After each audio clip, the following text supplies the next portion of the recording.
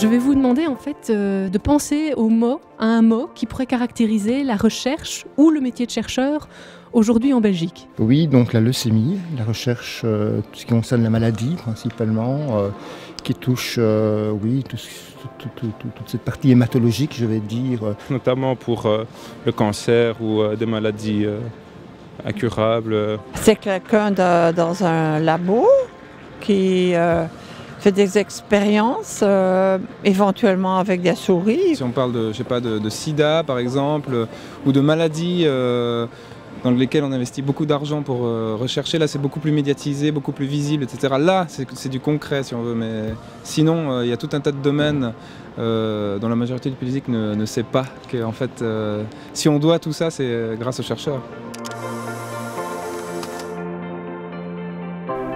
Donc ces opinions sur la recherche sont tout à fait compréhensibles. Après tout, notre santé, notre vie, c'est ce à quoi on tient le plus.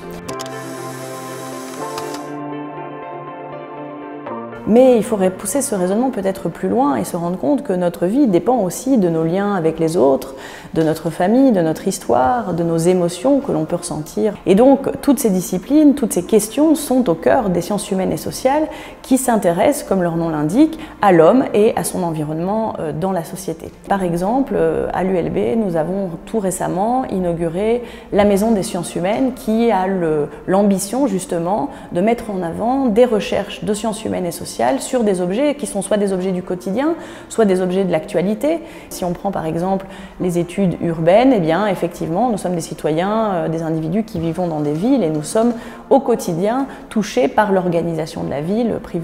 Privilégions-nous par exemple les voitures ou les transports en commun. Autre exemple que l'on peut donner, la question du genre et de la sexualité. Dans l'actualité, nous avons ces derniers temps été confrontés à la question de savoir si des homosexuels avaient un droit à avoir des enfants et si oui, à quelles conditions.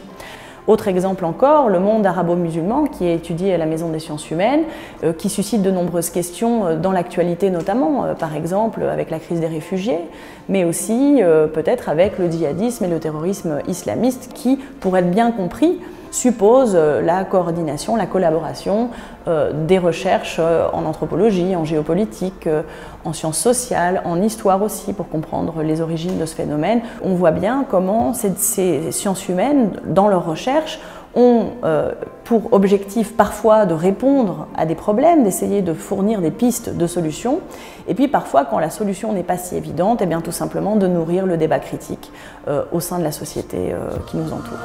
De toute façon, quel que soit le domaine de recherche, les qualités attendues d'un chercheur, d'un bon chercheur, sont souvent les mêmes.